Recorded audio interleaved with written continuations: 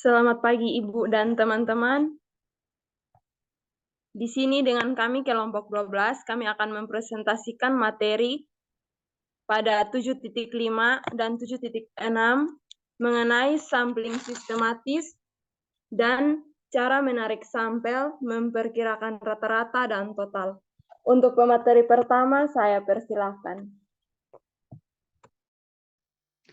Jadi baik, terima kasih atas kesempatan yang diberikan kepada saya.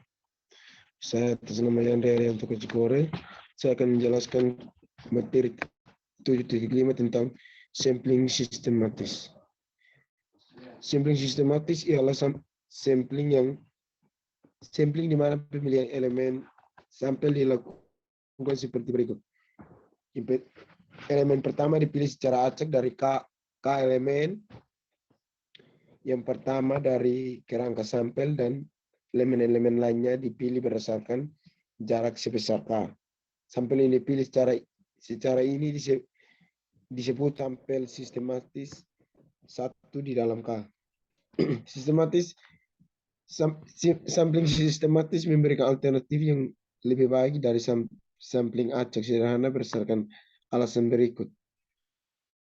Yang pertama, sampling sistematis lebih mudah dilakukan atau dilaksanakan dan kesalahan wawancara lebih kecil apabila dibandingkan dengan sampling acak sederhana. Yang kedua, seringkali sampling sistematis memberikan informasi yang lebih banyak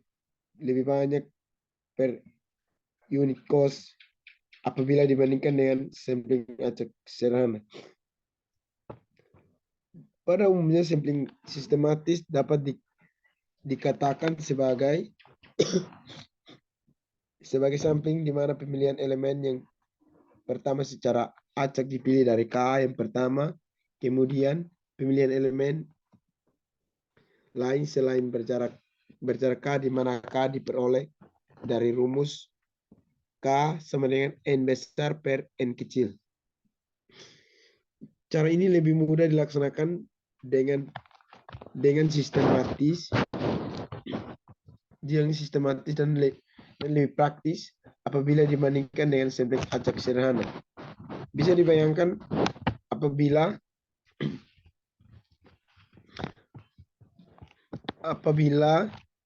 memilih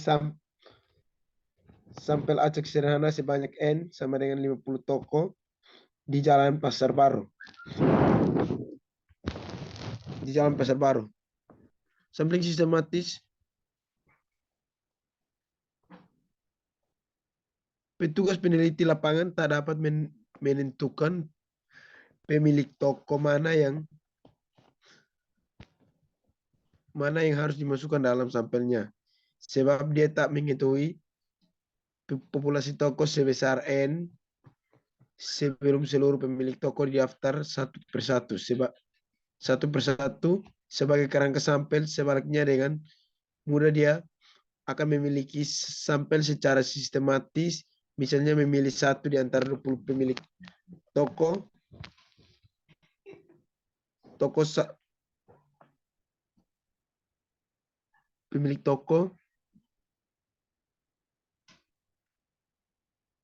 pemilik toko sampai sejumlah elemen sampel sudah terpilih.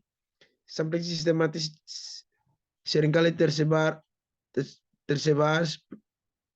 secara seragam atau uniform meliputi seluruh populasi, jadi akan dapat memberikan informasi yang lebih banyak apabila dibandingkan dengan sampling acak sederhana. Perhatikan ilustrasi berikut. Kita akan memiliki satu di antara 5 sampel sistematis atau K sama dengan 5 dokumen keuangan dari tumpukan dokumen sebanyak N sama dengan 1000 buah dokumen, jadi N kecil sama dengan 200 sebab K sama dengan N besar per N kecil untuk menentukan proporsi dokumen yang tak sah. Misalkan dokumen pertama yang terpilih secara acak ialah dokumen ketiga, maka dokumen lainnya 8, 13, 18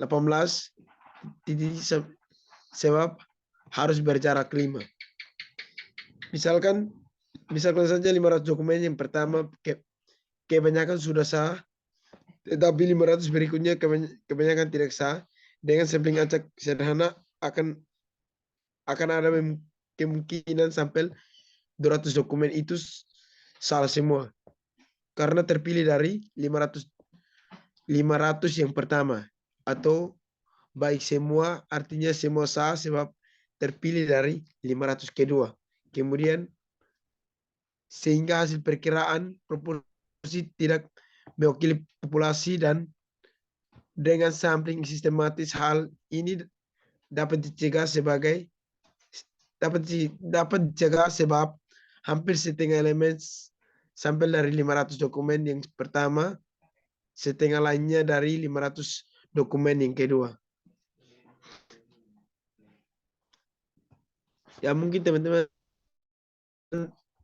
bisa lihat pada buku atau tabel yang dokumen 1 sampai 1000 dan yang terpilih 8, jadi yang terpilih 3 tapi harus berjalan ke 5, jadi 8, 13, 18 dan sampai seterusnya sampai 998 dokumen. Berikut. Ya, yang berikut saya persilakan kepada teman saya untuk melanjutkan.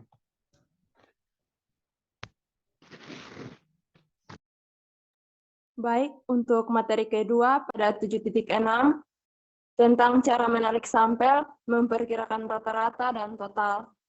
Dengan saya Yosinta Keba, NIM 1906040040020. Di sini saya akan menjelaskan yang pertama cara menarik sampel. Telah kita ketahui bersama bahwa sampel acak sederhana dari suatu populasi dipilih dengan menggunakan suatu tabel bilangan acak. Sebaliknya, di dalam sampling sistematis ini, berbagai cara dapat diterapkan. Dari sini peneliti dapat memilih 1 di dalam 3, 1 di dalam 5, atau pada umumnya 1 di dalam K. Misalnya di dalam bidang kedokteran, seorang peneliti ingin memperoleh informasi tentang rata-rata banyaknya waktu dari 15.000 spesialis memberikan resep untuk obat tertentu. Diketahui populasinya sama dengan 15.000 orang spesialis. Nah, misalnya peneliti tersebut akan menggunakan sampling acak sederhana dengan sampel sebanyak 1.600 spesialis, maka harus ada daftar alamat dari 15.000 spesialis. Kemudian, dengan sampel acak sederhana yang dipilih sebanyak 1.600 spesialis dengan tabel bilangan acak. Alternatif lain peneliti tersebut misalnya dapat menggunakan sampling sistematis dengan memilih seorang spesialis dari K sama dengan 9 orang yang pertama. Dapat dikatakan terpilih angka 6, berarti spesialis yang ke-6 harus masuk dalam sampel. Elemen berikutnya harus selalu bertambah 9. Artinya setelah 6, kemudian 15, 21, 27, 33, dan seterusnya, sampai berjumlah 1.600 orang spesialis. Peneliti menggunakan sampling sistematis 1 dalam 9.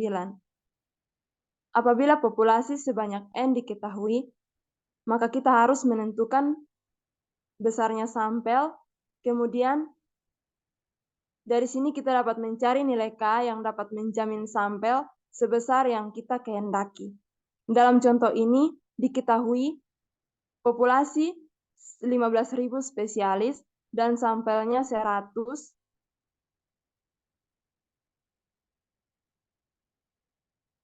yang di atas dong. Dan sampelnya 100, maka nilai K harus 150 atau kurang. Jika nilai K sama dengan 150, maka kita peroleh sampelnya tepat sebesar 100. Akan tetapi, kalau nilai K kurang dari 150, maka sampelnya lebih dari 100. Pada umumnya, untuk memperoleh sampel sistematis dengan N elemen dari populasi sebanyak N elemen, maka K harus sama atau kurang dari N besar per N kecil, yaitu K kurang lebih dari N besar per N kecil. Nah, dalam contoh ini, K kurang dari 15.000 per 100, berarti K sama dengan 150. Apabila populasinya sama dengan banyaknya elemen populasi tak diketahui, kita dapat menentukan nilai K dengan tepat. Kita dapat menentukan banyaknya sampel secara mendekati, akan tetapi kita harus menduga nilai K untuk memperoleh nilai N yang kita kehendaki. Apabila nilai K-nya terlalu besar, kemungkinan nilai dari sampelnya yang kita kehendaki tidak akan tercapai apabila dipergunakan perumusan 1/K sampling sistematis.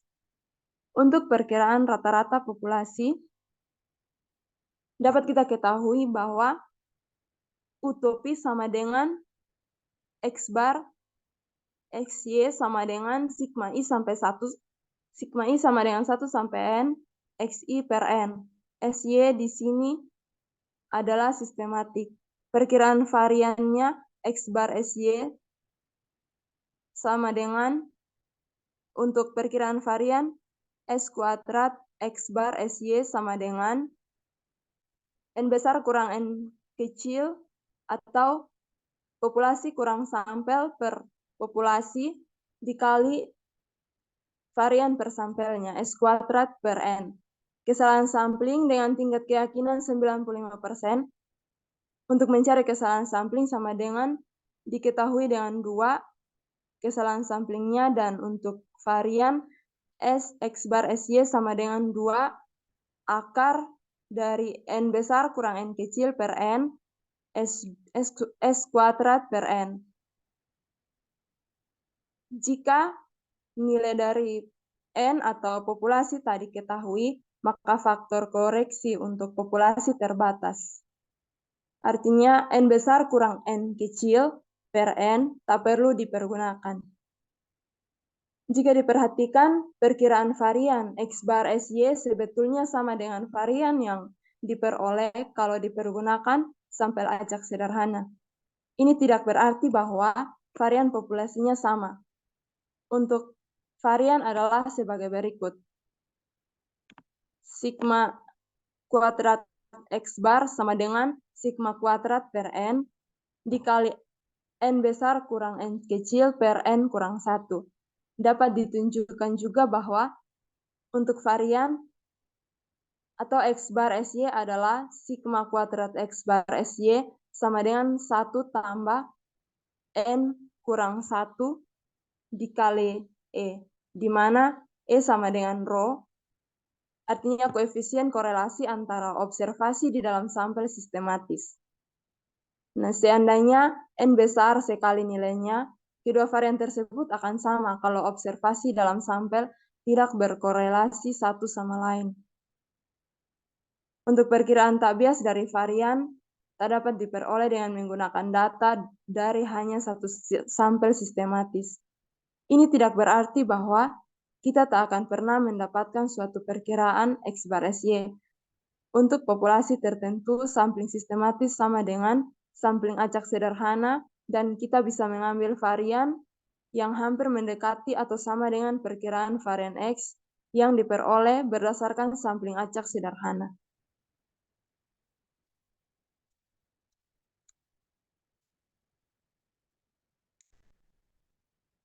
Untuk populasi yang mana hubungan ini berlaku, dalam menjawab pertanyaan ini kita terlebih dahulu harus memperhatikan 3 tipe populasi, yaitu antara lain yang pertama untuk populasi acak atau random population, yang kedua populasi tersusun atau ordered population, dan yang ketiga populasi periodik atau periodic population. Untuk definisinya, yaitu suatu populasi disebut acak kalau elemen-elemen populasi dalam keadaan acak.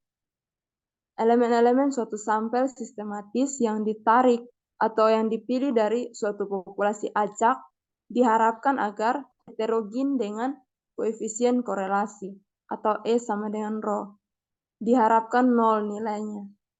Nah, jika sewaktu N besar sekali atau jika nilai populasinya besar, untuk varian X bar SY hampir sama dengan varian X bar yang diperoleh. Jadi, dalam hal ini, sistem sampling sistematis memberikan informasi yang kurang per unit apabila dibandingkan dengan sampling acak sederhana. Setelah diuraikan di atas, varian X bar SY tak dapat diperkirakan secara langsung dengan menggunakan hanya satu sampel sistematis. Kita dapat memperkirakan atau hanya mendekati nilainya dengan menggunakan perkiraan varian X bar, yaitu S kuadrat X bar SY, seperti dalam sampling acak sederhana. Pada umumnya, ini merupakan perkiraan rendah dari varian X bar SY. Nah, untuk mencegah persoalan ini yang timbul dengan sampling sistematis dari populasi periodik, di sini peneliti akan mengubah titik permulaan acak beberapa kali. Hal ini akan mengurangi kemungkinan terpilihnya observasi dari posisi yang relatif sama dalam suatu populasi periodik. Sebagai contoh misalnya, ketika sampel sistematis 1 dalam 10 dipilih dari daftar panjang tumpukan kertas, maka suatu kartu akan terpilih nomor 2, kemudian yang berjarak dari 10, 2, 12, 22, 32, sampai dengan 152, maka sampelnya di sini sama dengan 15. Prosedur ini dapat diubah dengan memilih secara acak dari 10 kartu pertama. Bisa terpilih dari salah satu nomor sampai dengan 10. Misalnya terpilih nomor 2 seperti contoh di atas. Pada titik ini, titik acak permulaan dapat dimulai dari 10 angka berikutnya, yaitu memilih 1 dari 153, 154, 155, 156, 157, 158, 159, 160, 161, 162. Nah, misalnya terpilih angka 156, kemudian kita pilih setiap 10 angka berikutnya untuk 15 seleksi berikutnya. Seluruh proses ini akan diulangi sampai sampel dengan banyaknya elemen yang dikehendaki telah diperoleh. Proses untuk memilih suatu titik permulaan acak beberapa kali dapat melalui suatu sampel sistematis mempunyai pengaruh terhadap pengocokan elemen-elemen populasi dan kemudian menarik suatu sampel sistematis. Oleh karena itu, kita dapat menganggap bahwa sampel yang dipilih sama dengan suatu sampel sistematis yang ditarik dari populasi yang acak. Untuk varian X, SY kemudian dapat didekati dengan menggunakan rumus S kuadrat X bar SY sama dengan X kuadrat per N atau varian per sampelnya dikali dengan populasi kurang sampel per populasinya. Kemudian untuk contoh soal akan dilanjutkan oleh teman saya. Waktunya dipersilahkan. Baik, nama saya Endang Suryani dengan NIM 1906040065. Di sini saya akan menjelaskan contoh soal 7.5. Seorang ahli minuman melakukan penelitian dalam rangka untuk mengetahui mutu sirup yang terkandung dalam getah sejenis tumbuh-tumbuhan. Banyaknya seluruh pohon yang mengandung getah atau sama dengan N tak diketahui sehingga tak mungkin mengambil sampel acak sederhana. Maka diputuskan untuk menggunakan sampel sistematis 1 dalam 7, yang maksudnya setiap 7 pohon dipilih 1. Data dari hasil survei ini terlihat di dalam tabel. Variabel X menunjukkan gula yang terkandung dalam getah pohon yang terpilih sebagai sampel. Data dari hasil survei untuk memperkirakan interval atau rata-rata saluran U gula yang terkandung dalam getah pohon dengan tingkat keyakinan 95%. Tunjukkan besarnya kesalahan sampling atau sampling error-nya. Dapat dilihat data-data di dalam buku atau di dalam slide di sini.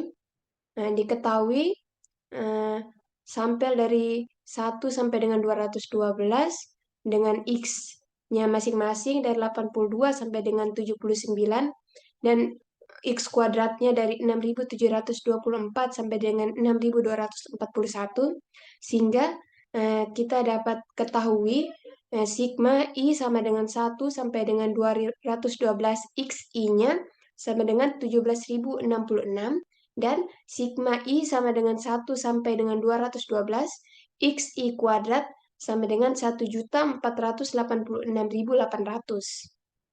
Sehingga kita dapat uraikan dengan suatu perkiraan untuk rata-rata sama dengan atau U, X bar SY sama dengan sigma I sama dengan 1 sampai dengan N, XI per N, itu sama dengan 17.066 dibagi dengan 212. Sehingga hasilnya 80,5.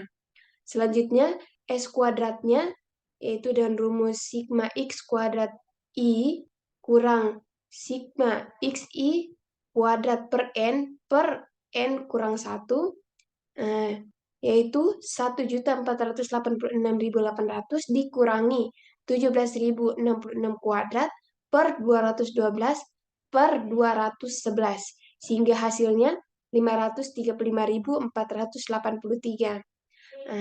Secara intuitif, masuk di akal untuk menganggap bahwa populasi pohon di kebun merupakan populasi acak atau random population. Berdasarkan asumsi ini, perkiraan varian dari X bar SY bisa dihitung dengan menggunakan sampel sistematis 1 dalam 7. Kita ketahui N, misalkan N 1484. Jadi S X bar SY kuadratnya sama dengan S kuadrat per N dikalikan dengan N besar kurang N kecil per N besar, yaitu di mana S kuadrat sama dengan 535.483 per 212 dikalikan dengan 1484 kurang 212 per 1484 sehingga hasilnya sama dengan 2,165. Perkiraan kesalahan sampling dengan tingkat keyakinan 95% adalah yaitu KS sama dengan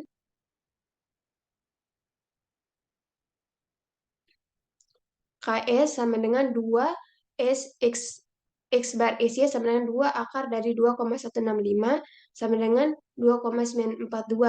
Sehingga nilai batas bawahnya yaitu X bar SY kurang KS sama dengan 80,5 kurang 2,942 sama dengan 77,558 dibulatkan jadi 77,56. Nilai batas atasnya sama dengan X bar SY ditambah KS sama dengan 80,5 ditambah 2,942 sama dengan 83,442 sama dengan 83,44. Untuk membuat perkiraan total, kita harus tahu besarnya nilai N atau sama dengan banyaknya elemen populasi, di mana T topi sama dengan X bar kali N, yaitu untuk sampling acak sederhana. Selanjutnya T topi ST sama dengan sigma I sama dengan 1 sampai dengan L, X bar I dikalikan N untuk sampling acak berlapis, di mana sigma I sama dengan 1 sampai dengan L N dikalikan NI sama dengan N dikali L sama dengan banyaknya stratum. Sedangkan untuk sampling sistematis, kalau N diketahui, perkiraan total T topi sama dengan X bar SY dikali N. Varian perkiraan untuk T topi yaitu S T topi kuadrat sama dengan N kuadrat dikalikan S X bar SY kuadrat sama dengan N kuadrat dikalikan S kuadrat per N kecil dalam kurung N besar dikurang N kecil per N besar. Kesalahan sampling untuk tingkat keyakinan 95%-nya yaitu KS sama dengan 2 ST topi sama dengan 2 dikalikan N besar kuadrat di dalam kurung S kuadrat per N kecil di dalam kurung N besar kurang N per N besar. Perhatikan bahwa rumus ini sebetulnya sama dengan rumus untuk sampling acak sederhana. Hal ini tidak berarti bahwa varian X bar SY kali N sama dengan varian X bar kali N. Sekali lagi, kita terdapat memperkira tak bias untuk varian X bar SY dikali N dari data dengan menggunakan suatu sampel sistematis tunggal.